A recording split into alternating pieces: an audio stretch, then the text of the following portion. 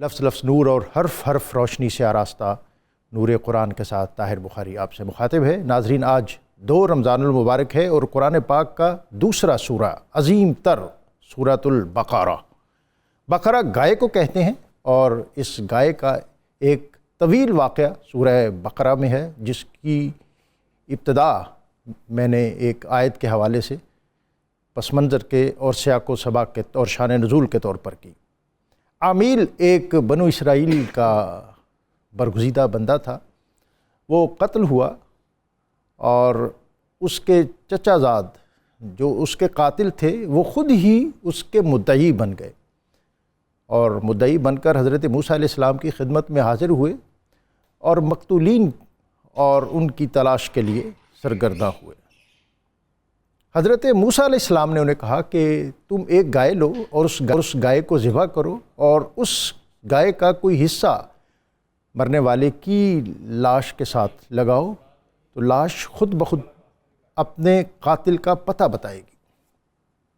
اب بنی اسرائیل اپنی روایتی کج بحثی میں آئے۔ انہوں نے حضرت موسیٰ علیہ السلام سے کہا کہ آپ بتائیں وہ گائے کیسی ہو، اس کی عمر کیسی ہو، اس کا رنگ کیسا ہو۔ قرآن پاک کی سورہ بقرہ میں ان ساری تفصیلات سے آگاہ کیا گیا ہے۔ حضرت موسیٰ علیہ السلام نے فرمایا کہ گائے ایسی ہو کہ نہ وہ بوڑھی ہو اور نہ نوخیز، اس نے زندگی میں کوئی مشقت نہ کی ہو، نہ وہ کبھی کھیت میں گئی ہو اور نہ اس نے کبھی پانی نکالا ہو، اور اس کا رنگ ایسا زرد ہو کہ وہ آنکھوں کو بھائے اور اس میں سے روشنی اور چمک برآمد ہو۔ ناظرین، ایک دوسرا منظر ہے بنی اسرائیلی کا، ایک فرد جو بہت عبادت گزار تھا، زندگی کے آخری مرحلے میں اس کا کل اثاثہ ایک گائے تھی، اور وہ گائے کو اللہ کی امانت میں جنگل میں چھوڑتے ہوئے اس دعا کے ساتھ دنیا سے رخصت ہوا کہ یا اللہ میرا بیٹا چھوٹا ہے اور اس کو اس کے لیے ایک وسیع اثاثہ اور سرمایہ بنانا۔ وہ بیٹا بہت اطاعت اور تابع دار اور اپنی والدہ کا از حد خدمت گزار تھوڑا بڑا ہوا تو اس کی والدہ نے اسے کہا کہ بیٹا تمہارے والد نے ایک گائے جنگل میں چھوڑی ہے جو کہ تمہارا اثاثہ اور سرمایہ اور ورثہ ہے، جاؤ اور اس کو تلاش کرو، وہ تمہارے لیے زندگی کا سرمایہ ثابت ہوگی۔ وہ لڑکا جنگل میں گیا اور اس نے اپنی والدہ کی نصیحت کے مطابق اللہ رب العزت کی بارگاہ میں حضرت ابراہیم، حضرت اسماعیل اور حضرت اسحاق کا واسطہ دیتے ہوئے اپنی اس گائے تک رسائی طلب کی۔ اس کی دعا ختم ہونے کی دیر تھی کہ وہ گائے بھاگتی ہوئی اس کے پاس آ گئی۔ اس نے دیکھا کہ اس کا رنگ زرد ہے اور وہ دیکھنے میں آنکھوں کو بھاتی ہے۔ وہ لے کر اپنی والدہ کی خدمت میں حاضر ہوا۔ والدہ نے کہا کہ اس کو بازار میں لے جاؤ، اس کی قیمت تقریباً 3 دینار ہے، لیکن دیکھنا میری اجازت کے بغیر اس کا کوئی سودا طے نہ کرنا۔ وہ لڑکا جو اپنی والدہ کا از حد فرما بردار تھا، جو اللہ رب العزت کی بارگاہ میں رات کا ایک حصہ اس کی اطاعت میں گزارتا، ایک حصہ اپنے وجود کی استراحت کے لیے اور ایک حصہ ماں کی خدمت کے لیے رکھتا، وہ لڑکا جو دن کو مزدوری کرتا تو اپنی آمدن کا ایک حصہ اپنی ذات کے لیے، ایک حصہ اپنی والدہ کے لیے اور ایک اللہ کی راہ میں خیرات کے لیے وقف کرتا۔ بازار گیا، اس کو 3 دینار سے زائد اس کی قیمت لگی، لیکن اس نے کہا کہ میں شرط یہ ہے، یہ سودا تب طے کروں گا جب اپنی والدہ سے اس کی اجازت لوں۔ اجازت لینے اپنی والدہ کی خدمت میں آیا تو والدہ نے کہا کہ بیٹا مجھے لگتا ہے کہ وہ شخص جو تمہیں بازار میں ملا ہے وہ کہیں فرشتہ نہ ہو، اس سے اس معاملے میں رہنمائی طلب کرو۔ بیٹا دوبارہ بازار گیا اور اس آدمی سے جو در حقیقت ایک فرشتہ تھا اور اس کی استعانت اور مدد کے لیے اللہ تعالیٰ نے اس کو بھیجا تھا، اس نے کہا کہ اس گائے کو فروخت نہ کرنا، عن قریب تمہارے پاس ایک گروہ آئے گا جس کو زرد رنگ کی ایسی گائے درکار ہے، تم اس سے جتنا سرمایہ طلب کرو گے وہ تمہیں دے گا۔ اور پھر ایسا ہی ہوا، بنی اسرائیل کا یہ واقعہ جو سورہ بقرہ اس کی آج وجہ تسمیہ کے طور پر آپ نے سنا، اور اس کے ساتھ سورہ بقرہ کے بہت زیادہ مضامین، یہ قرآن پاک کا طویل تر سورہ جو 286 آیات پر محیط ہے، اور جس کے اندر محدثین کہتے ہیں کہ تقریباً 500 احکام اللہ تعالیٰ نے عطا کیے۔ اس کے مضامین، اس کے مفاہیم اور اس کی عظمت اور اس کی برکت اور فضیلت، اس حوالے سے آج ہم بات کریں گے، اور ہمیشہ کی طرح ہمارے ساتھ مفتی محمد فاروق القادری، علامہ مفتی محمد اقبال چشتی، اور ان کے ساتھ حمد خان حافظ محمد ارشد نقشبندی آج ہمارے مہمان ہوں گے۔ میں ان تمام مہمانوں کو خوش آمدید کہتے ہوئے ان کی طرف جانے سے قبل آج کا اسم مبارک الوہاب، سب کچھ عطا فرمانے والا، اس اسم مبارک کی برکت یہ ہے کہ جو شخص کثرت کے ساتھ الوہاب کا ورد کرتا ہے تو اللہ تعالیٰ اسے ہر قسم کی محتاجی سے دور رکھتا ہے۔ مفتی صاحب، آج کا موضوع اور سورہ بقرہ، یقیناً اس کے مضامین تو بہت زیادہ ہیں، لیکن کچھ نہ کچھ ہم نے اس میں سے ایسے مضامین اخذ کرنے ہوتے ہیں کہ جو اس ماہ رمضان المبارک میں ہمارے لیے زاد راہ بنے۔ تو میں چاہوں گا کہ ابتدا میں آپ سورہ بقرہ کے فضائل اور برکات اور مضامین کا ایک احاطہ فرما دیں، اس کے بعد ہم جیسے جیسے آگے بڑھیں گے اور اس کے مختلف سوال اور مضامین پر بات کریں گے۔ بسم اللہ الرحمن الرحیم، بہت اہم صورت ہے اور جامع ترین صورت ہے۔ اس صورت میں علوم اور معارف کا ٹھاٹھے مارتا سمندر ہے۔ حضرت عمر رضی اللہ تعالیٰ عنہ نے 10 سال میں سورہ بقرہ پڑھی، 10 سال لگ گئے تلاوت کرنے میں، ایسا نہیں ہے، بلکہ اس کے معانی اور مفاہیم کو جمع کرنے میں۔ اور 10 سال کے بعد حضرت عمر نے جب سورہ بقرہ ختم کی تو آپ نے اونٹ ذبح کرا کر لوگوں کو کھانا کھلایا، اللہ کا شکر ادا کیا۔ چونکہ اس صورت میں اللہ تعالیٰ نے علوم کے جو دریا بہائے ہیں، حضرت عمر رضی اللہ تعالیٰ عنہ نے ان میں غوطہ زنی کی تھی، اور آپ کو علوم کے 10 حصوں میں سے 9 حصے عطا کیے گئے تھے، اس لیے آپ نے شکرانے پر لوگوں کو کھانا کھلایا۔ یہ صورت بڑی مبارک ہے۔ اس صورت کے فضائل پر بکثرت احادیث ہیں۔ آپ صلی اللہ علیہ وآلہ وسلم نے ارشاد فرمایا کہ جس گھر میں سورہ بقرہ پڑھی جائے 3 دن تک وہاں شیطان نہیں آتا۔ یہاں تک فرمایا کہ اگر رات کو پڑھی جائے تو 3 راتیں، دن کو پڑھی جائے تو 3 دن تک شیطان وہاں کا رخ نہیں کرتا۔ سورہ بقرہ کے حوالے سے ہی آپ صلی اللہ علیہ وآلہ وسلم کا ایک فرمان بہقی میں موجود ہے، اور ایک یہ بہترین عمل بھی ہے۔ آپ نے فرمایا جو سورہ بقرہ کی 10 آیات کو رات کے وقت پڑھ لے وہ قرآن کبھی نہیں بھولے گا۔ سبحان اللہ۔ ان میں سے کون؟ پہلی 4 آیات، پھر آیت الکرسی اور اس کے بعد کی 2 آیات، 7 ہو گئیں، اور سورہ بقرہ کی آخری 3 آیات۔ جو ان 10 آیات کو پڑھنا رات کے وقت معمول بنائے، قرآن کبھی نہیں بھولے گا۔ سبحان اللہ۔ اسی طرح آپ صلی اللہ علیہ وسلم کا ایک فرمان حضرت عبداللہ بن عمر نے روایت کیا ہے۔ آپ نے فرمایا کہ جب میت کو دفن کرو، حضور علیہ السلام نے فرمایا اس کے سرہانے کی طرف سورہ بقرہ کی ابتدائی آیات اور میت کے پاؤں کی جانب کھڑے ہو کر سورہ بقرہ کی آخری آیات پڑھو۔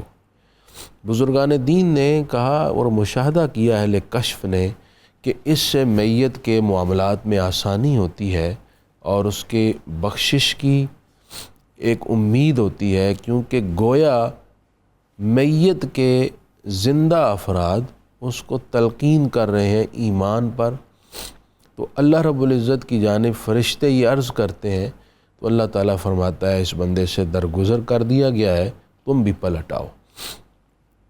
سورہ بقرہ کے مضامین کو دیکھیں تو اس سورت کا نزول ہوا مدینہ طیبہ میں بعد از ہجرت، اور بتدریج اس کا نزول ہوتا رہا۔ ایک آیت اس کی وَاتَّقُوا يَوْمًا تُرْجَعُونَ فِيهِ إِلَى اللَّهِ، یہ مکہ مکرمہ میں حجۃ الوداع کے موقع پر نازل ہوئی، باقی سب آیات مدینہ منورہ میں اتریں۔ مکہ اور مدینہ کی گراؤنڈ ریالٹی میں فرق تھا۔ مکہ مکرمہ میں جو لوگ آباد تھے وہ زیادہ تر مشرک تھے، جن کا مرنے کے بعد اٹھنے پر، اللہ کے حضور پیش ہونے پر کوئی یقین ایمان نہیں تھا۔ اس لیے وہاں جو صورتیں نازل ہوئیں وہ زیادہ تر وقوع قیامت، بعث بعد الموت، یعنی اصلاح عقائد اور نظریات سے متعلق آیات اور دلائل ان صورتوں میں ہیں جو مکہ میں نازل ہوئی۔ مدینہ طیبہ میں ریاست مدینہ قائم ہو گئی۔ اب اس کے لیے ریاستی اور معاشرتی اور آئلی ڈھانچے کی ضرورت تھی، کچھ قوانین کی ضرورت تھی جس کے مطابق لوگ اپنی زندگی بسر کریں اور اس نظام کے اندر رہتے ہوئے اللہ تعالیٰ اور اس کے رسول کی پیروی کر سکیں۔ تو گویا کہ جو سورہ بقرہ ہے ایک نظام دیتی ہے، سبحان اللہ۔ وہ نظام ریاست کا بھی ہے، سوسائٹی کا بھی ہے، اور جو گھر کی ریاست ہے، جو آئلی زندگی ہے، اس کا سارا ڈھانچہ بھی اس صورت میں بیان کیا گیا۔ یوں ہی اس صورت میں خاص بات یہ ہے کہ اللہ تعالیٰ نے بنی اسرائیل کا تفصیلاً ذکر فرمایا کہ بنی اسرائیل پر اللہ نے کیا کیا انعامات فرمائے، ان کو کیسا عروج اور عزت بخشی، مگر انہوں نے ناشکری کر کے اللہ نے جو منہج دیا تھا اس کے خلاف راہ اختیار کی تو اللہ نے ان کا عروج زوال میں بدل دیا۔ گویا قوموں کے عروج و زوال سے متعلق جو اللہ کی سنن ہیں، جو اللہ کا طریقہ ہے، وہ بھی اس آیت میں موجود ہے، اس صورت میں موجود ہے، تاکہ امت مسلمہ اسی تناظر میں اپنے احوال کی اصلاح کرے اور سمجھ سکے کس طرح عروج ملتا ہے اور کس طرح زوال بندے کو یعنی پکڑ اس لیتا ہے۔ میں تاریخ سازی بھی ہے اور تاریخ سوزی بھی۔ ہے ایک نئی ملت اور ایک نئی امت تشکیل پا رہی تھی، جی، اور ایک گزشتہ امت جس کی نافرمانیوں کا تذکرہ کر کے ہمیں کچھ سبق بھی دیے جا رہے تھے۔ میں دوبارہ آؤں گا، اور بالخصوص آپ نے مدینہ منورہ کے جو حالات، اس پر آپ نے بطور خاص بنی اسرائیل اور مدینہ منورہ میں یہ سارے تذکرے، ان کا بھی کوئی تناظر ہوگا۔ مفتی صاحب، سورہ بقرہ اور اس کے اندر انی جو اس میں بطور خاص خلیفہ فی الارض اس کا تذکرہ ہے، اور اس کا مقصد، حکمت، اور اس کے اندر شرف انسانیت، اس کا کیا پہلو؟ بسم اللہ الرحمن الرحیم۔ سورہ بقرہ کے حوالے سے بہت مزیدار گفتگو ہوئی ہے۔ ہم اگر سورہ بقرہ کو صرف اس کا آغاز دیکھ لیں اور انجام دیکھ لیں تو دو چیزیں بالکل کھل کر کے واضح ہوتی ہیں اور ہمارے سامنے آتی ہیں۔ پہلی آیات میں دنیا اور آخرت کی تمام کامیابی کو سمیٹنے کے لیے سورہ بقرہ میں بتایا گیا ایمان بالغیب، اقامت صلاۃ، ایتاء زکوٰۃ، اور تمام وحیوں پر ایمان، تمام انبیاء پر ایمان، اور بالکل آخر میں جا کر جو آخری آیت ہے اس میں اللہ تبارک و تعالیٰ کی بارگاہ سے درخواست کی گئی، یا اللہ واعف عنا واغفر لنا وارحمنا۔ تو سورہ بقرہ ہمیں اس بات کی طرف متوجہ کرتی ہے، اچھے عقائد، اچھے اعمال کے باوجود پھر بھی اپنے مالک کی بارگاہ میں معافی کی درخواست اور اس کے رحم کی اپیل۔ تو یہ سورہ بقرہ کا آغاز اور انجام ایک مومن کو اس بات پر آگاہ کرتا ہے اور خبردار کرتا ہے، نیکیوں کے بغیر بھی گزارا نہیں اور نیکیوں پر گھمنڈ بھی نہیں ہونا چاہیے، سبحان اللہ۔ سب کچھ کر کے بھی اللہ سے معافی کی درخواست کرنی چاہیے۔ حضرت سیدنا آدم علیہ نبینا علیہ الصلاۃ والسلام کو اللہ تبارک و تعالی نے خلافت کا منصب عطا فرمایا۔ فرشتوں کو اس پر اعتراض نہیں تھا، لیکن فرشتوں کے ہاں یہ تھا کہ ہم تو صرف نیکی ہی کرتے ہیں، اور انسان کے اندر تو مختلف قسم کی قوتیں ہیں، وہ کچھ اور بھی کر سکتا ہے۔ اللہ تبارک و تعالی نے انہیں یہ فرما کر انی اعلم ما لا تعلمون فرما دیا کہ میں خالق ہوں، جو کچھ میں جانتا ہوں وہ تم نہیں جانتے۔ انسان کے سر پر تاج خلافت سجا کر انسان کو اشرف المخلوقات بنایا گیا، اور انسان اگر سوچے، انسان کی جناب آدم علیہ السلام کو تو تاج خلافت عطا فرما کر فضیلت دی گئی، اور انسان کو بطور انسان جو فضیلت ہے وہ بھی جناب آدم کی اولاد ہونے کی نسبت کی وجہ سے ہے۔ سبحان وَلَقَدْ كَرَّمْنَا بَنِي آدم۔ ایک انسان جب حضرت آدم کی اولاد ہونے کی وجہ سے معزز ٹھہرتا ہے تو وہ کبھی اس بات کا انکار نہیں کر سکتا کہ نسبت کوئی فائدہ نہیں دیتی۔ یہ بنی آدم کہہ کر عزت کا تاج عطا فرمانا رب کی طرف سے اس بات کی طرف اشارہ ہے کہ اللہ تبارک و تعالیٰ نے نسب کی عزت اور عظمت کو بیان کیا ہے۔ اور اسی سے یہ بھی سبق ملتا ہے، اگر بنی آدم ہونا اتنا فضیلت کی بات ہے تو بنو محمد صلی اللہ علیہ وسلم ہونا یہ کتنا بڑی فضیلت کی بات سبحان ہے۔ اللہ۔ اور حضرت سیدنا آدم علیہ نبینا علیہ الصلاۃ والسلام کی افضلیت جو ان فرشتوں پر ظاہر کی گئی وہ علم کی وجہ سے کی گئی۔ اگر کوئی انسان اس بات پر غور کرے تو وہ اس بات کو کبھی نہیں بھلا سکتا کہ انسان کی افضلیت کی وجہ قرآن مجید نے علم کو قرار دیا ہے، تو پھر جس کا تعلق انسان کے ساتھ ہے اسے علم کی روشنی سے اپنے آپ کو مالا مال کرنا چاہیے۔ سورہ بقرہ کے اندر اور بہت سی باتوں کے علاوہ ہم جب پڑھتے ہیں تو 3 قسم کے لوگوں کا بیان ہوا ہے، چونکہ مدنی صورت ہے۔ مکہ میں یا کافر تھے یا مومن، مدینہ میں واسطہ پڑ گیا ان لوگوں سے جو منافق۔ تو قرآن مجید نے متقین کی بات بھی کی ہے، مومنوں کی، کافروں کے بارے میں 2 آیتوں میں بیان کر کے، پھر آگے منافقوں کے بارے میں، پھر آگے کافروں کے بارے میں۔ اس سے یہ سبق بھی ملتا ہے، کھلم کھلا کافر اسلام کے لیے اتنا خطرناک نہیں واہ، جتنا کہ منافق خطرناک ہیں۔ اچھا، منافق کسی شعبے میں بھی ہو وہ بہت خطرناک ہوتا ہے، اور منافق کے لیے تشریح کرنے کی اس لیے ضرورت نہیں ہے کہ منافق اسے کہتے ہیں اوپر سے کچھ اور لگے اندر سے کچھ اور لگے۔ اسلام ایسے کسی بھی شخص کو چاہے وہ کہیں بھی ہو برداشت نہیں کرتا۔ مفتی صاحب آپ کے مضمون سے شاید مطابقت نہ رکھتی ہوں، مجھے خورشید رضوی کا ایک شعر یاد آ رہا ہے۔ جناب انہوں نے کہا تھا، جو عداوتیں تھیں کھلی کھلی مجھے راز تھیں، یہ جو زہر خند سلام تھے مجھے کھا گئے۔ اس میں کوئی شک نہیں ہے، کھلم کھلا انسان کا ایک سائیڈ پہ ہونا یہ تو بات ہے۔ اچھا، منافق ویسے بھی تیسری قسم کی چیز ہے، تو ہمارے ہاں تیسری قسم کو ویسے بھی عجیب طرح سے بہرحال ان کو بھی کچھ حقوق اب مل رہے ہیں مفتی صاحب۔ یہ ایک تو سورہ بقرہ، جیسے آپ نے مدینہ میں اس کے شان نزول کے حوالے سے کچھ بات کی اور اس کا جو تناظر اور پس منظر ہے وہ بھی، لیکن اس میں جو حضرت ابراہیم علیہ السلام اس کا واقعہ ہے، اور پھر وَإِذْ يَرْفَعُ إِبْرَاهِيمُ الْقَوَاعِدَ مِنَ الْبَيْتِ وَإِسْمَاعِيلُ، اور پھر اس ضمن میں ان کی آزمائش، اور پھر تعمیر کعبہ، اور پھر دعائیں، اور پھر امت کو اور انسانیت کو وصیتیں، یہ بھی ایک پورا چارٹر۔ میں چاہوں گا کہ اس پر بھی آپ کچھ رہنمائی فرمائیں۔ ڈاکٹر صاحب، اس کی طرف آنے سے پہلے میں کچھ باتیں کرنا چاہ رہا ہوں۔ جو آپ نے واقعہ بقرہ ذکر کیا ہے ابتدائیہ میں، اس کے ضمن میں 1-2 باتیں کرنا چاہ رہا ہوں جو بڑی امپورٹنٹ ہے۔ واقعہ بقرہ تفصیلاً ہمارے ناظرین سن چکے ہیں، اس میں 2-3 باتیں جو ہمارے لیے سبق آموز ہیں۔ پہلی یہ کہ بنی اسرائیل نے بار بار موسیٰ علیہ السلام سے سوالات کیے، جس بنا پر ان کے لیے گائے کا انتخاب مشکل ہو گیا، شرائط بڑھتی گئیں۔ تو جو بار بار سوال کرنا ہے، ایسا سوال جو غیر متعلقہ ہو، جو مقصودی نہ ہو، وہ حرج کا باعث بنتا ہے، خصوصاً انبیاء سے یا انبیاء کے ورثاء سے، اور اس سے مسائل میں اضافہ ہوتا ہے۔ مسائل میں اضافہ ہوتا ہے۔ ہاں، کچھ ضروری مسئلہ ہے تو عین آپ اپنے مسئلے سے مطابقت رکھتے ہوئے سوالات کر سکتے ہیں علم سیکھنے کے لیے۔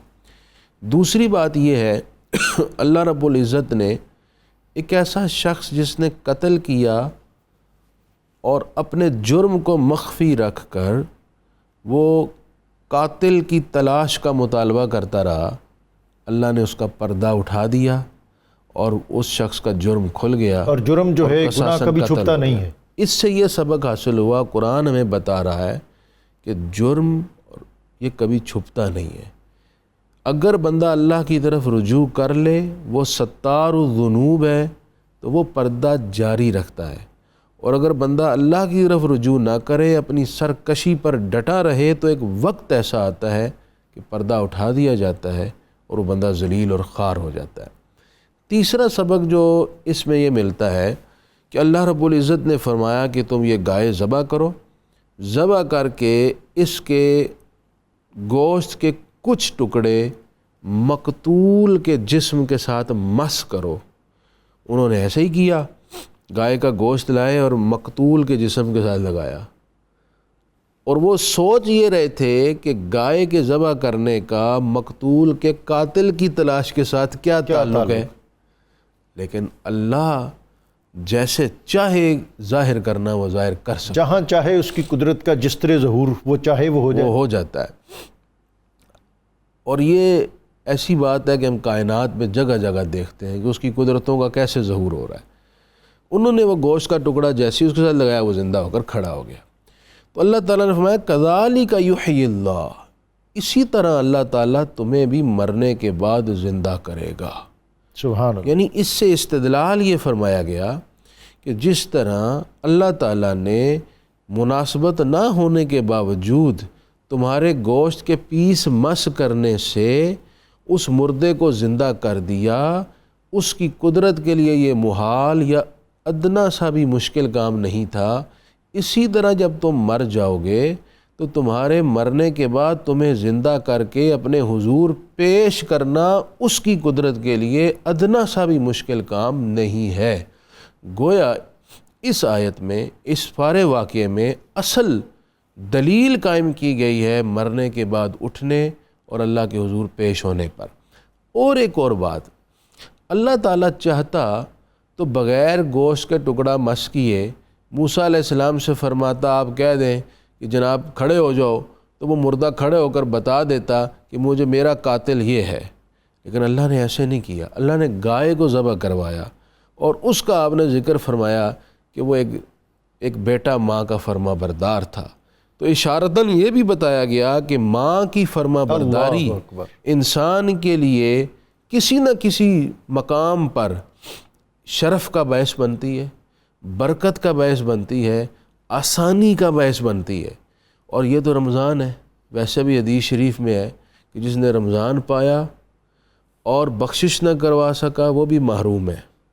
جس نے ماں باپ کو بڑھاپے میں پایا، ان کی خدمت کر کے اللہ کی بخشش نہ لے سکا وہ بھی محروم ہے، اور جس نے حضور کا نام سنا درود نہ پڑھا وہ بھی محروم ہے۔ میں سمجھتا ہوں یہ رمضان کا پورا ایک پیکیج ہے، اس کا تعلق ہے ایک دوسرے کے ساتھ کہ رمضان میں نسبت رسالت بھی شامل ہو اور رمضان میں خدمت خلق، اور خدمت خلق میں اول درجہ ماں باپ ہیں۔ یہ ساری چیزیں پورا ایک پیکیج ہے، تب جا کے رمضان کی تمام تر برکات حاصل ہوتی ہیں۔ تو یہ واقعہ بقرہ یہ بتا رہا ہے کہ ماں باپ کا خدمت گزار کبھی محروم نہیں رہتا، قدرت اس کی وہاں سے مدد کرتی ہے جہاں سے مدد کا اس شخص کو گمان بھی نہیں ہوتا۔ سبحان اللہ۔ مفتی صاحب کوئی کالر ہے ہمارے ساتھ؟ جی السلام علیکم۔ وعلیکم السلام۔ جی بہن آپ کو خوش آمدید۔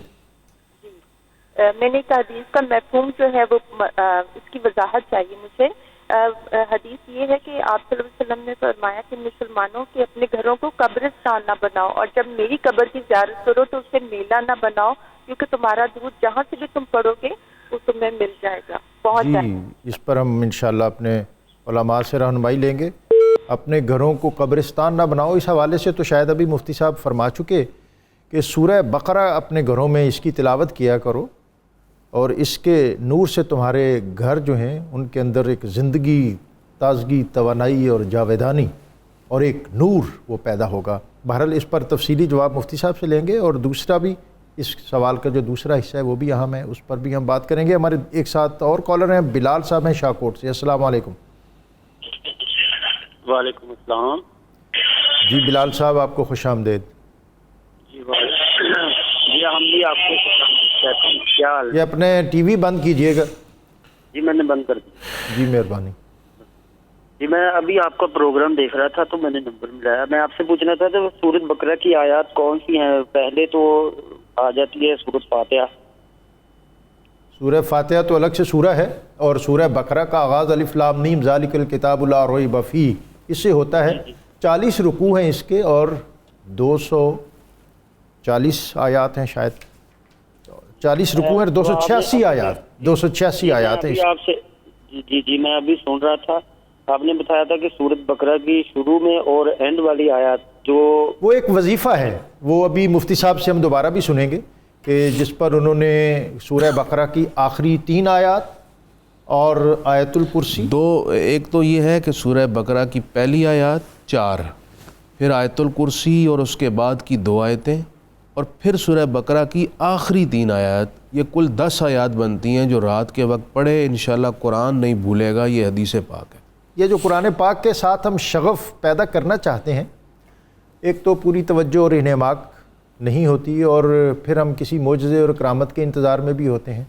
بہرحال مفتی صاحب نے آج ایک نسخہ بتایا ہے، میں اور آپ ہم سب اس پر عمل کریں گے. انہوں نے آج فرمایا سورہ بقرہ کے ذیل میں کہ اس سورہ بقرہ کی ابتدائی 4 آیات اور پھر آیت الکرسی اور اس کے ساتھ 2 آیات جو اس سے آگے والی ہیں، اور پھر آخری 3 آیات، یہ 10 آیات جو شخص صبح اور شام مفتی صاحب جی ہاں، یہ رات کے وقت پڑھنی ہے.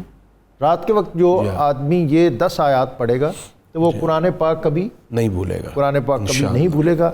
ان آیات کو بطور خاص اپنا وظیفہ بنائیے، حرز جاں بنائیے، اور قرآن پاک کے ساتھ اپنا شغف پیدا کیجئے. یہاں وقت ہے ایک بریک کا، بریک سے واپس آئیں گے تو سورہ بقرہ کی مضامین کے حوالے سے ہم مزید بات کریں.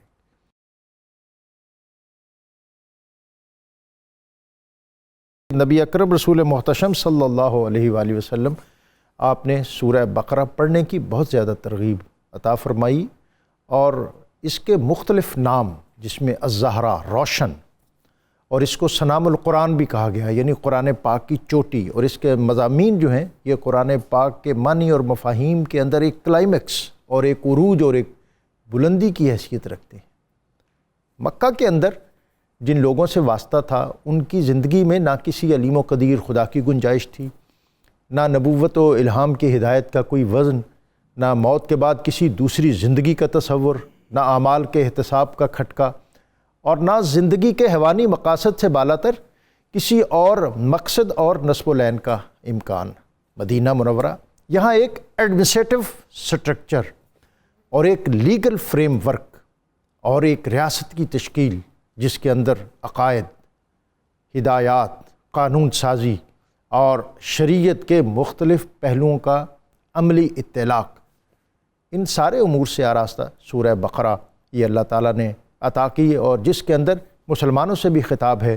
گزشتہ اقوام ان کے احوال اور ان کی جو مختلف بد خصلتیں تھیں ان کا ذکر کر کے امت مسلمہ کو راہ راست اور جادہ مستقیم وہ عطا بھی کیا گیا. ہمارے اسکالرز آج اس پر بات کر رہے ہیں. مفتی صاحب، قرآن پاک کا یہ سورہ، اور اس کے اندر ابھی مفتی صاحب نے ذکر کیا، اس حوالے سے بھی آپ کچھ بات کرنا چاہیں، اور پھر ہم دیکھتے ہیں کہ اس میں بطور خاص نبی اکرم رسول محتشم صلی اللہ علیہ وآلہ وسلم آپ کی بارگاہ کے آداب، ادب گاہیست زیر آسماں از عرش نازک تر، نفس گم کردہ می آیت جنید و با یزیدی، جا کہ نبی اکرم صلی اللہ علیہ وسلم آپ کی اطاعت اور آپ کی محبت ہی دراصل دین ہے. سورہ بقرہ کے جب ہم دیکھتے ہیں تو بنی اسرائیل کا بڑی تفصیل سے تذکرہ ہوا ہے، اور ان کی بہت ساری برائیوں میں سے ایک برائی ان میں یہ بھی تھی کہ ان سے نبی اکرم صلی اللہ علیہ وسلم کے اوصاف برداشت نہیں ہوتے تھے. وہ جانتے ہوئے بھی کہ حضور علیہ الصلوۃ والسلام کی یہ صفتیں ہیں، یا تو وہ ان صفات کو چھپا لیتے تھے، یا وہ کوشش کرتے تھے کہ اس طرح گڑبڑ کر دیں کہ وہ نبی پاک کی صفت نہ رہے، اور وہ کوئی موقع ہاتھ سے نہیں جانے دیتے تھے کہ جس موقع کو وہ لے کر کے نبی اکرم صلی اللہ علیہ وسلم کی کوئی توہین کا پہلو نہ نکالیں. جیسا کہ نبی اکرم صلی اللہ علیہ وسلم اپنے صحابہ سے مخاطب ہوتے، انہیں ہدایت عطا فرماتے، تو صحابہ کرام جو سراپا ادب تھے، انہیں اگر کوئی بات سمجھ نہ آتی تو وہ رسول اللہ علیہ السلام کی بارگاہ میں عرض کرتے، رائنا یا رسول اللہ ہمارے حال کی رعایت فرمائیں اور یہ دوبارہ ارشاد فرما دیں تاکہ ہمیں یہ اچھی طرح سے یاد ہو جائے. اب صحابہ کرام کی نیت بھی ٹھیک تھی، صحابہ کرام کے عرض کرنے کا مقصد بھی ٹھیک تھا، اور نبی پاک علیہ السلام کے صحابہ کو قرآن مجید نے بتایا ہے وہ ادب رسالت میں پوری امت مسلمہ کے لیے نمونہ ہے. اور قرآن مجید نے کہا ہے کہ جو اپنے آپ کو مومن کہلاتے ہیں وہ اس طرح کا ایمان لائیں جس طرح محمد عربی کے صحابہ ایمان لائے ہیں. سبحان اللہ. اب یہ یہود وہاں سے یہ فائدہ اٹھاتے، ان کے ہاں رائنا کے لفظ کو غلط مطلب کے لیے استعمال کیا جاتا تھا، تو یہ کہتے اور یہ کہتے موقع مل گیا ہمیں، اب تو جو لفظ صحابہ استعمال کرتے ہیں وہی لفظ ہم استعمال کر لیں گے، اور لہٰذا ہمارا اپنا کام ہوگا، ان کی اپنی مرضی. حضرت سعد نبی پاک علیہ السلام کے صحابی ہیں، انہوں نے ان سے سن لیا اور وہ ان کی اس شرارت اور لغت سے واقف تھے. انہوں نے کہا خبردار اگر یہ کلمہ تم نے کہا تو میں تمہاری گردن اڑا دوں گا. انہوں نے کہا تم خود تو کہتے ہو. اللہ تبارک و تعالیٰ نے قرآن مجید کی آیت اتار دی کہ یا ایھا الذین آمنوا لا تقولوا رائنا، اے ایمان والو تم رائنا کہا ہی نہ کرو. اگرچہ تمہاری نیت ٹھیک ہے، تمہارے ہاں کوئی بے ادبی کا نہیں، لیکن اس لفظ کو استعمال کر کے میرے محبوب کی توہین ہوتی ہے. تم اس لفظ کا استعمال ہی چھوڑ دو. وقول زرنا، تمہیں ضرورت پڑ سکتی ہے سرکار کی بارگاہ میں عرض کرنے کی، تو یہ کہا کرو یا رسول اللہ نظر کرم فرمائے. اور اس کے بعد یہ حد ہے حضور کے ادب کی. اللہ فرماتا ہے واسمعوا، تمہیں یہ کہنا ہی کیوں پڑتا ہے کہ میرے محبوب تمہیں دوبارہ بتائیں؟ پہلے توجہ سے سنا کرو، تمہیں دوبارہ پوچھنے کی ضرورت بھی پیش نہ آئے. ہم قرآن مجید جب پڑھتے ہیں سورہ بقرہ ہو یا پورا قرآن، ڈاکٹر صاحب دین سارے کا سارا نبی پاک کے ادب کا نام، سبحان اللہ. دین سارے کا سارا نبی پاک علیہ السلام کی تعظیم کا نام ہے. کچھ لوگوں کو یہ تاثر ہوتا ہے کہ بھئی نماز ہے، روزہ ہے، حج ہے، زکوٰۃ ہے، تعظیم اور ادب اس کے حوالے سے کیا پوچھا جائے گا؟ اگر تعظیم اور ادب رسول نہ ہو تو دین نام کی کوئی شے باقی نہیں رہتی. سارے دین کی بنیاد عقیدہ توحید کے بعد رسول اللہ علیہ السلام کا ادب اور تعظیم ہے. اور ڈاکٹر صاحب ابھی آپ نے حضرت ابراہیم علیہ السلام کے حوالے سے وَإِذْ يَرْفَعُ ابراہیم القواعد کا سوال کیا تھا، اس پر میں ایک آدھی بات کرنا چاہتا ہوں چونکہ رمضان شریف ہے اور آج کل خدا کے گھر سے خاص تعلق ہے مسلمانوں کا. ابراہیم علیہ السلام اور اسماعیل علیہ السلام نے اللہ کے حکم سے بیت اللہ کی تعمیر کی. نبیوں کی نیت میں بھی کوئی شک نہیں، حکم بھی خدا کا تھا، لیکن یہ بنانے کے بعد انہوں نے کہا ربنا تقبل منا، اے ہمارے پروردگار اس کو ہم سے قبول کر لے. اس میں ہمارے لیے اسوہ یہ ہے کہ بالکل اچھا کام کرنے کے بعد جن لوگوں کی نیکیوں کو اللہ شرف قبولیت عطا کرتا ہے وہ یہ نہیں کہتے ہم نے یہ کر دیا یہ کر دیا پھر کہتے ہیں مالک قبول کر لے. اصل مسئلہ تو قبولیت کا ہے. اور دوسری اہم بات یہ ہے خدا کے گھروں کی تعمیر، یہ انبیاء کی سنت ہے. واہ سبحان اور اللہ. تیسری ایک اہم بات یہ عرض کرنا چاہتا ہوں، اسی میں ہے وَعَهِدْنَا إِلَىٰ إِبْرَاهِيمَ وَإِسْمَاعِيلَ أَن طَهِّرَ بَيْتِيَ لِلطَّائِفِينَ، کہ ہم نے جناب ابراہیم جناب اسماعیل سے عہد لیا کہ میرے گھر کو صاف ستھرا رکھو طواف کرنے والوں کے لیے. مسجد کی تعمیر، مسجد کی طہارت یہ مقدر والے لوگوں کا کام ہے. سبحان اللہ. لیکن اس پر یہ گزارش ضرور کروں گا کہ مسجد بنانے کے بعد گردن اکڑنی نہیں چاہیے. اصل بات یہ ہے مسجد کی خدمت کرنے کے بعد گردن اکڑنی نہیں چاہیے. ڈاکٹر صاحب ہمیں اگر صرف اس بات کا احساس ہو جائے، ہم مسجد میں جب داخل ہوتے ہیں تو اللہ کی بارگاہ میں عرض کرتے ہیں اللہم افتح لی ابواب رحمتک، اور جب ہم واپس آتے ہیں تو دعا کرتے ہیں اللہم انی اسألک من فضلک، یا اللہ یہ آخری پھیرا نہ ہو میں پھر بھی مسجد میں آؤں. تو اس میں حکمت یہ ہے کہ آئے ہو تو مانگتے ہوئے آؤ اور جاؤ تو مانگتے ہوئے جاؤ. تو جہاں بندہ بھکاری بن کے جاتا ہے وہاں اکڑنا نہیں چاہیے. اچھا اس کا کوئی نسخہ بھی بتا دیں نا. نیکی اور تقویٰ جو ہے یہ بھی دماغ کو چڑھتا ہے اور بعض اوقات اس کے بھی بڑے مفاسد سوسائٹی نیکی میں. اور تقویٰ جس کے دماغ کو چڑھے وہ سمجھ لے میری نیکی مردود ہو گئی ہے. ہم سائل جو ہیں وہ باہر کھڑے ہوتے ہیں جی. اور 1 بجے اعلان کر دیتے ہیں کہ جی اب جی ظہر کا ٹائم ہو گیا ہے، اور 2:30 بجے تک ہم لوگوں کی بات ہی نہیں سنتے اور اسی میں مشغول رہتے ہیں. یہ جو نیکی اور تقویٰ سر کو چڑھ جائے نا سمجھے نیکی مردود ہو گئی ہے. ڈاکٹر صاحب جس کی نیکی قبول ہوتی ہے اس کی گردن جھکی ہوتی ہے اور وہ پھر اللہ کی بارگاہ میں قبولیت کی درخواست کر رہا ہوتا ہے. آج ہمارے ہاں یہ عجیب قسم کا مسئلہ بن گیا ہے، یہ میں نے کیا، یہ میں نے کیا، یہ میں نے کیا. بزرگ کہتے ہیں کہ درمیان میں سے میں کو نکال لو تاکہ تمہارا مالک تمہارے اعمال کو قبول کر لے. لیکن وہ بڑا مسئلہ ہے. حضرت سلطان باہو نے کہا تھا مفتی فاروق القادری صاحب کے باج فقیراں کسی نہ مارے باہو چور اندردہ ہو. یہ بتائیں یہ کس طرح کوئی ہمارا نفس تزکیہ اور ڈاکٹر صاحب طہارت مداخلت تو آپ کیوں نہیں کرنی چاہیے. بعض فقیر کہلانے والے بھی میں کے فقیر ہوتے ہیں. تو سلطان باہو نے جن کی بات کی اور کافی سارے لوگ ہیں جن کو دعویٰ ہے فقیر ہونے کا اور اپنے آپ کو صوفیہ میں خواہ مخواہ اندر لانے کی کوشش کرتے ہیں، لیکن ان کو جب دیکھا جائے آپریشن کیا جائے سوائے میں کے اندر سے کچھ نہیں نکلتا. یہ درست فرمایا. جی مفتی صاحب ایک تو ابھی باقی ہے بات کرنی حضرت ابراہیم علیہ السلام کے جو کلمات ہیں اور پھر آپ کی آزمائش اور پھر تعمیر کعبہ کے حوالے سے تو مفتی صاحب نے کچھ ضمناً ذکر فرما دیا وَإِذْ يَرْفَعُ إِبْرَاهِيمُ الْقَوَاعِدَ مِنَ الْبَيْتِ، اور اس کے بعد جو آپ کی دعائیں ہیں اور پھر آپ نے جو وصیتیں کی ہیں انسانیت کو، ملت کو، امت کو. اس میں ڈاکٹر صاحب بات یہ ہے اللہ تعالیٰ نے فرمایا وَإِذِ ابْتَلَىٰ إِبْرَاهِيمَ رَبُّهُ بِكَلِمَاتٍ فَأَتَمَّهُنَّ. اللہ تعالیٰ نے حضرت ابراہیم کو کلمات کے ساتھ آزمایا، اس آزمائش میں حضرت ابراہیم پورے اترے. اب کون سے کلمات ہیں جن کے ساتھ اللہ تعالیٰ نے حضرت ابراہیم کو آزمایا؟ اللہ تعالیٰ اپنے نیک بندوں کو آزماتا ہے. کیوں آزماتا ہے؟ تاکہ ان کا شرف، ان کا اللہ پر توکل، ان کا مضبوط ایمان دوسروں کے سامنے ظاہر ہو. لہٰذا جن لوگوں کو آزمائش آتی ہے وہ یہ نہ سمجھیں مجھ پر کوئی عذاب الہی آ گیا ہے. یہ بیماری، یہ آپ کے پاس آج خوشحالی تھی، کل آپ کچھ غریب ہو گئے، صبر رکھیں. یہ آپ کے ایمان کو ٹٹولا جا رہا ہے. یہ کیسے پتہ چلے کہ یہ آزمائش ہے یا عذاب ہے؟ جو شخص نیک پرہیزگار ہے، اس کا دل اللہ کی طرف راغب ہے، اگر اس کو آزمائش آئے، کوئی تکلیف آئے تو یہ آزمائش ہے. جو آدمی اور آزمائش کے بعد بھی رغبت ادھر اور زیادہ بڑھ جائے اللہ تعالیٰ کی طرف. اور جو شخص نیکی پرہیزگاری اور اللہ کی طرف راغب نہیں، وہ گناہوں میں پھنسا ہوا ہے، دل میں ہے، اس پر اگر کوئی تکلیف آتی ہے تو یہ اللہ تعالیٰ کی طرف سے ایک عذاب ہوتا ہے.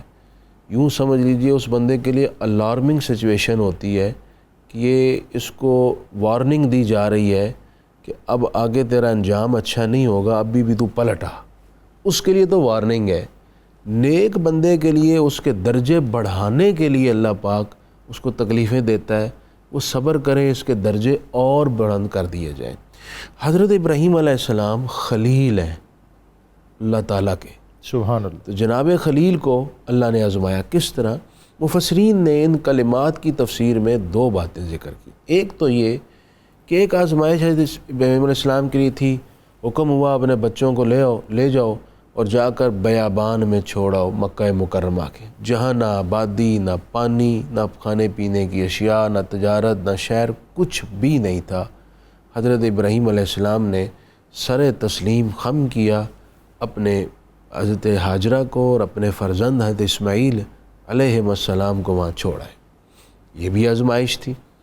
پھر حکم ہوا کہ حضرت اسماعیل کو لیں اور ان کو ذبح کر دیں، قربان کر دیں.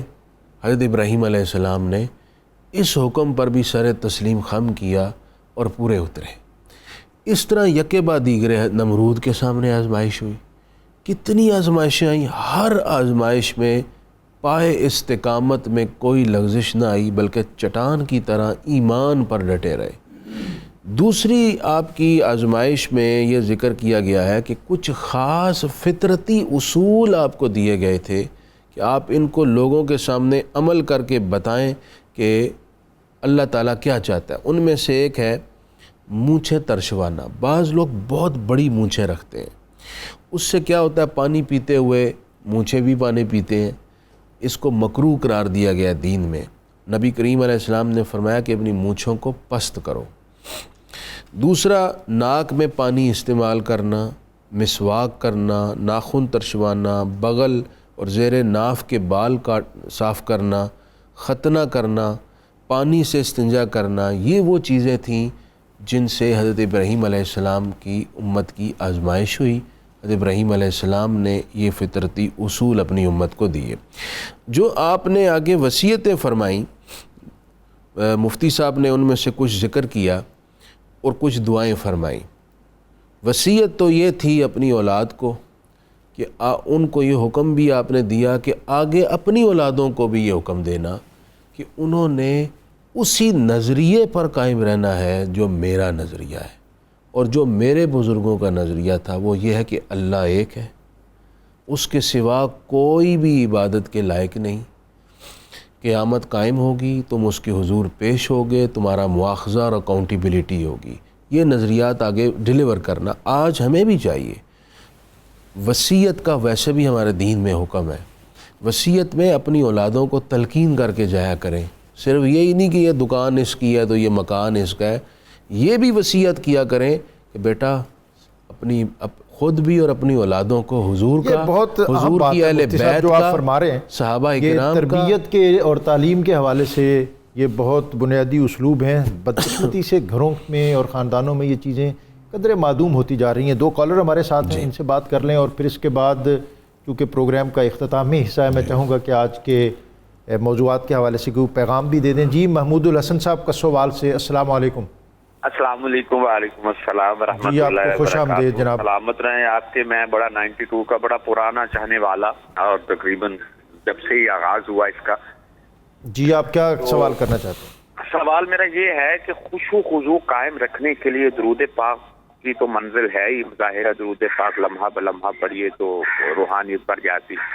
اس کے علاوہ کوئی کون سا عمل ہے جس سے روحانیت اور سوز و گداز جو ہے وہ قائم اور دائم؟ واہ سبحان اللہ. ایک تو آپ نے بنیادی بات خود ہی بتا دی اور باقی مفتی اقبال چشتی صاحب اس پر مزید ہمیں رہنمائی عطا کریں گے. ایک اور کالر ہے ہمارے ساتھ محمد اکمل صاحب بہاولپور سے.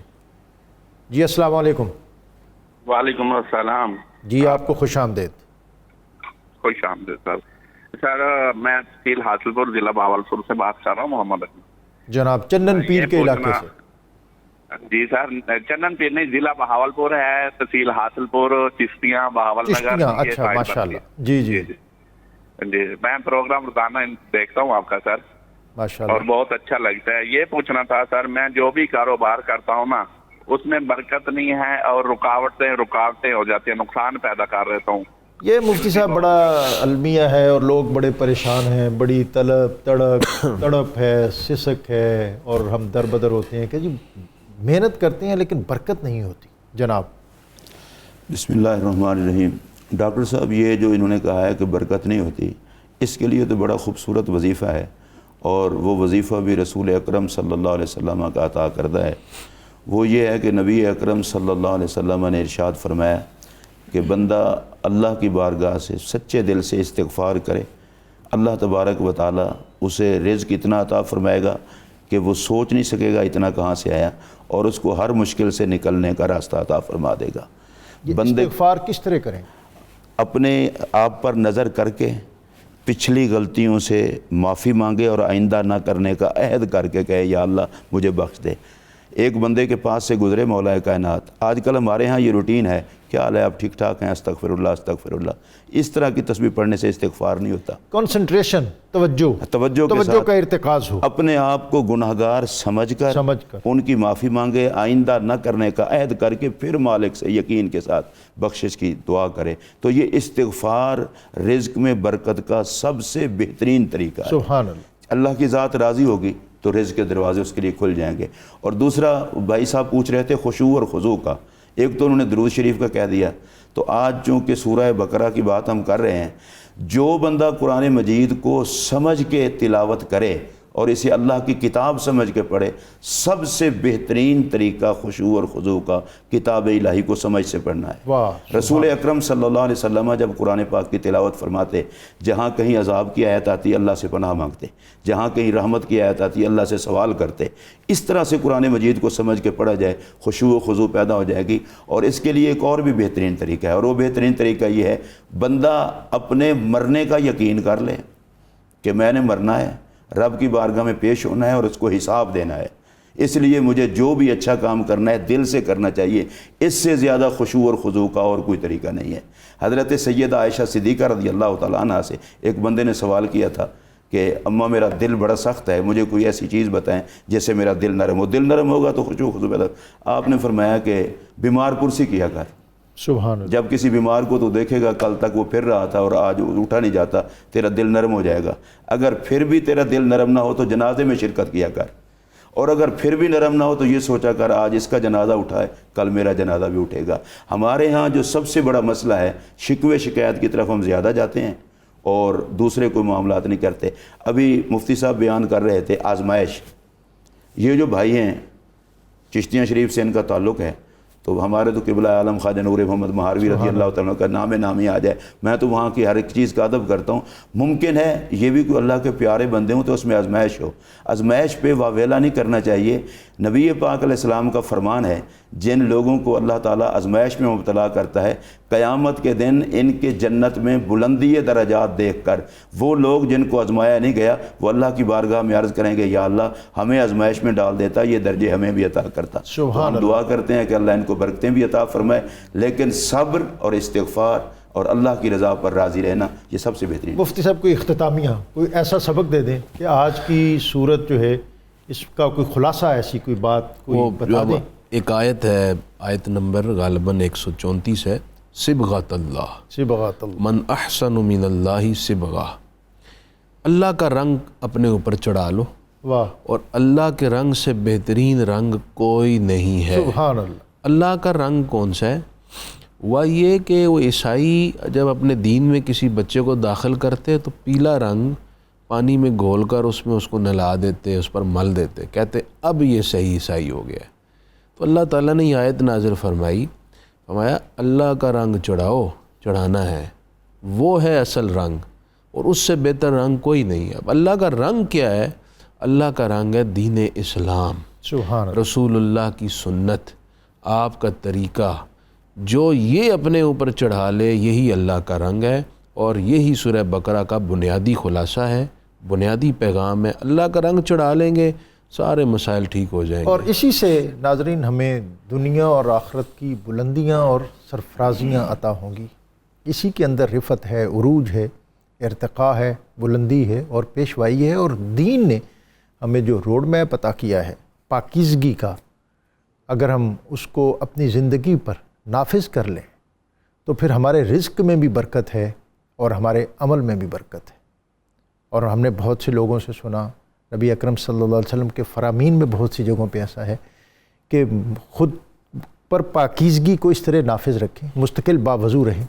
اور بہت معروف بات ہے امام شافعی کی کہ انہوں نے اپنے استاد سے شکوہ کیا تھا کہ شکوت الی وکیع سوء حفظی فاوصانی الی ترک المعاصی۔ انہوں نے اپنے استاد سے شکوہ کیا کہ میں چیزوں کو بھول جاتا ہوں، وہ کنیکشن ڈیولپ نہیں ہوتا اپنے اسباق سے، اپنے علوم سے۔ تو آپ نے فرمایا گناہوں کو ترک کر دے، فإن العلم نور من الہ۔ یہ جو علوم نبوت اور علوم رسالت اور علوم قرآن ہیں، یہ اللہ کے نوروں میں سے ایک نور ہیں، اور اللہ کا نور کبھی ناپاک برتن میں نہیں آتا۔ اپنے کشکول طلب کو دراز بھی کیجئے اور اس کو پاکیزگیوں اور محبتوں سے آراستہ بھی کیجئے، اور پھر دیکھیے کہ آپ کے اندر خشوع و خضوع کیسے پیدا ہوتا ہے، اور قرآن اور اس کے علوم کے ساتھ آپ کی کنیکٹیویٹی یہ کس طرح ڈیولپ ہوتی ہے۔ میں اپنے اسکالرز کا، علماء کا شکر گزار ہوں کہ انہوں نے آج بہت فصاحت اور بلاغت کے ساتھ اس مضمون اور اس کے جو مختلف پہلو تھے اس پر بات کی۔ اختتام پر حمد باری تعالیٰ، حافظ محمد ارشد نقشبندی کی طرف جانے سے قبل آج کا قرآنی وظیفہ سورہ بقرہ کی آخری دو آیات جو شخص تلاوت کرے گا وہ گھر میں ہر قسم کے شیطانی حملوں اور آفات و بلیات سے محفوظ رہے گا۔ ابتدا میں مفتی صاحب نے بھی بتایا تھا قرآن پاک کی سورہ بقرہ کی ابتدائی 4 آیات، پھر آیت الکرسی اور اس کے ساتھ 2 آیات، اور پھر آخری 3 آیات، ان کو حرز جاں بنائے اور مستقل اپنے عمل میں شامل رکھیں۔ محمد ارشد نقشبندی صاحب۔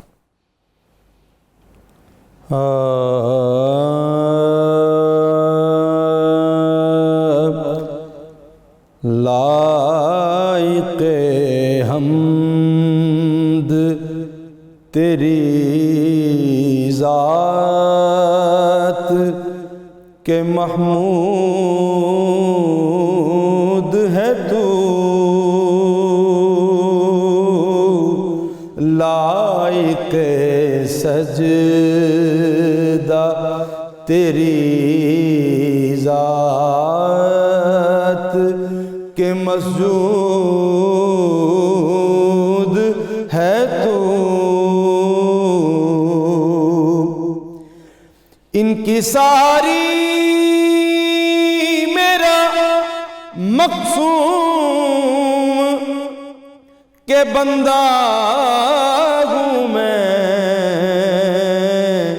خود نمائی تیرا دستور کہ معبود ہے تو، خود نمائی تیرا دستور کہ معبود ہے تو، بعد اتنا کہ کبھی آنکھ نے دیکھا نہ تجھے، بعد اتنا کہ کبھی آنکھ نے دیکھا نہ تجھے، اور قرب اتنا کہ میری جان میں موجود ہے تو، قرب اتنا کہ میری جان میں موجود ہے تو، ہے ورا حد تعین سے تیری ذات قدیم، کون کہتا ہے کسی سمت میں محدود ہے تو، کون کہتا ہے کسی سمت میں محدود ہے تو، ایک آدم ہی لگی عاشق ناچیز تیرا، ایک آدم ہی لگی عاشق ناچیز تیرا، سب کا مطلوب ہے محبوب ہے مقصود ہے تو، لائق حمد تیری ذات کے محمود ہے تو، لائق سجدہ تیری ذات کے مسجود